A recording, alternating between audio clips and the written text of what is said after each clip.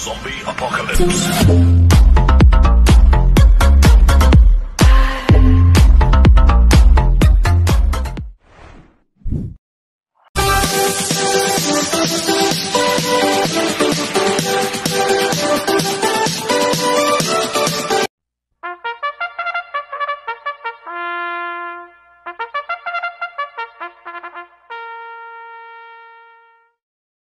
Magandang araw po mga bayang karista.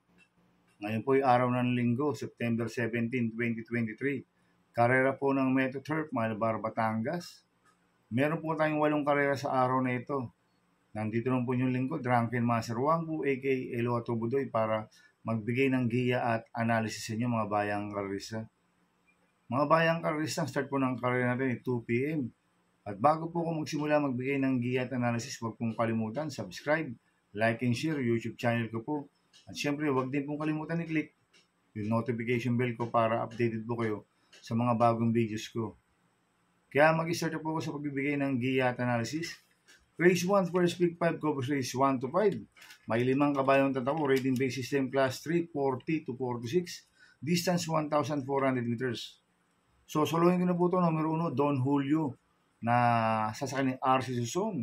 Last run po nito, segundo po siya kay Boss Emong. Cambio nito, binigyan na po kay RC Suson. Last run, Ryan Basi po sumakay dito. Kaya, sosolohin ko na po ito. Numero 1, Don Julio. Sa race 2 po tayo, winner tables covers races 2 to 8. May 9 na kabayong tatakbo, rating basis in class 4, 22 to 27. Distance 1,400 meters.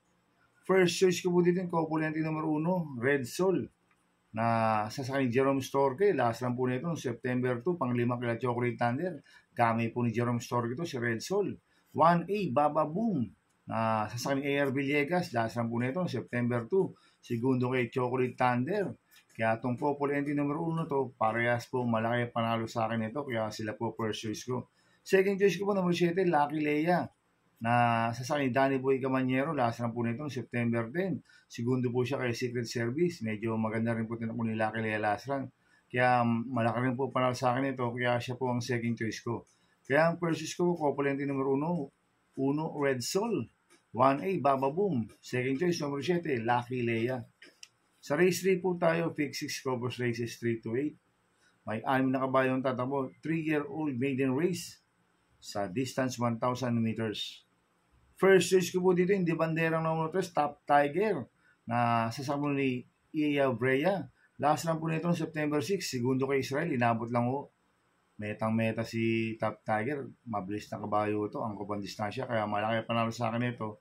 Kaya siya po first choice ko. Second choice ko po yung numero 4, Pay the Lady, na sasakyan Charles Reyes. Ito may base na kabayo rin ito si Pay the Lady. Kaya may panalo rin sa akin ito, kaya siya po second choice ko. Kaya ang first choice ko po, number 3, Top Tiger. Second choice, number 4, Pay the Lady. Sa race 4 po tayo, second pick 5, covers race 4 to 8. May 8 kabayong tatakbo, rating base system class 5, 6 to 10 split. Distance 1,000 meters. First choice ko po dito, hindi banderang number 7, Sun Moon Lake, na sasakyan JB Hernandez. Ito, cambio nito, binigyan po kay JB Hernandez. Lasan, CPN po sumakay dito. Ang compound distansya, 1,000 meters. Alam mo natin na si JB Hernandez, magaling po sa mabibilis na kabayo ito. Kaya malaki panalo sa akin ito. Kaya siya po first choice ko. Second choice ko po, number 2, Buhayang Bato, na sasakyan si LL Bingula. Ito, malaki rin po panalo sa akin ito, si Buhayang Bato. Dahil magaling rin po sa mga maiksing distansya ito. Kaya siya po second choice ko. Kaya ang first choice ko po, number 7, Sun Moon Lake. Second choice, number 2, Buhayang Bato. Sa race 5 po tayo, pick 4 covers races 5 to 8. May 9 na kabayong tatakbo, rating base in class 4, 16-21 split. Distance 1,400 meters. First choice ko po dito, number 2, Kaboom, na sasakyan po ni Danny Boy Camanyero. Malaki panalo sa akin ito, si Kaboom. Ang kupang distansya, 1,400 meters. Kaya siya po first choice ko. Second choice ko po yung bumaba po na rating base system, number 6, maaasahan, na sasakyan JD Pabilik. Ito, bumaba ng rating base system.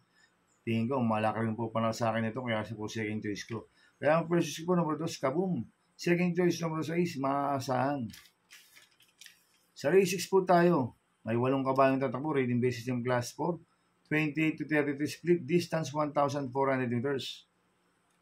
First choice ko po dito, numero 1, Atomic Bomb na sasakyan JB Hernandez. Ito, magaling po kay JB Hernandez ito, Atomic Bomb. Last run po nito, September 8. Segundo kay Open Billing. Kaya siya po first choice ko. Second choice ko po yung bumaba po ng rating base system, numero 7, Golden Charger na sa Pati Dilemma. Ito, bigyan lang po ng importansya ng connection to. Malaki rin po panalo sa akin ito. Dahil imported doors po to, kaya siya po second choice ko. Lalagyan po 30 sa Pandiado, numero 6, October 14, na sasakyan ni Apprentice Jockey, BJB Galleta. Ito, magandang diado to. Marenda na maganda ni BJB Galleta. Magandang diado sa akin to. Kaya siya po third choice ko. Kaya ang first choice ko, numero 1, Atomic Bomb. Second choice, numero 7, Golden Charger. Third choice sa Pandiado, numero 6, October 14. Sa penultimate race number 7 na po tayo mga bayang karista. May siyam na kabayang tatako, rating base system class 3. 47 to 53, distance 1,400 meters. Ito, magandang laban to, itong race 7 na to. Ang first choice ko po dito, numero 1, Attractive Force, na sa Sanipati Dilemma, last run po nito, noong September 3, Tarsero Kala Modern Kong.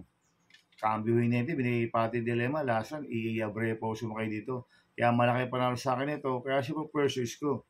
Second choice ko po, komponente numero 7, Kerry Charmer, nasasaka ni Arsuson. 7A, Sir William, nasasaka po ni Jelly Galagos. Anong Sir William, pang-apat po siya kaya ambisyosa. Si Sir William, ito naman si Kerry Charmer, isang imported horse. Kaya itong komponente numero 7 nito, parehas po malaki panalo na ito, kaya sila po second choice ko. Lalagyan ko po 30 sa Pandiado, numero 3, Blackburn, na sasaka ni JB Bakaykay. Last run po na ito, September 3, pang-apat kila Modern Kong. Kaya siya po third choice ko na Pandiado. Kaya ang first choice ko po, number 1, Attractive Force. Second choice ko po, number 7, Kerry Charmer. 7A, Sir William. Third choice Pandiado, number 3, Blackburn. Sa last race po tayo, sa race 8. May 13 kabayang tatako, rating base system class 4. 34-39, distance 1,400 meters. So, solongin na po ito, number 5, Pharaoh's Treasure na sasakyan ni O.P. Cortez. Ito, tingin ko, mabuting kabayo ito. Nanalo siya noong August 27, nagpreba yung 1.40 milya sa maiden stakes race. Imported maiden stakes race. Kaya, sosolohin ko na po ito, numero 5, Pharaoh's Treasure.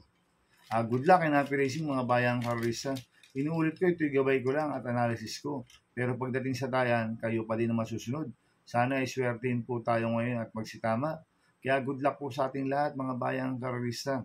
Shoutout muna ako, happy racing po sa mga bagong subscriber ko. At sa mga walang sawang sumusubaybay sa YouTube channel ko, maraming salamat po sa inyo and God bless. Kaya mga bayang karisa, please subscribe my YouTube channel at Tubudoy 2.0. Sana'y lagi niyo pong panoorin yung ads ko, huwag niyo pong skip. Kaya thank you po ulit and God bless.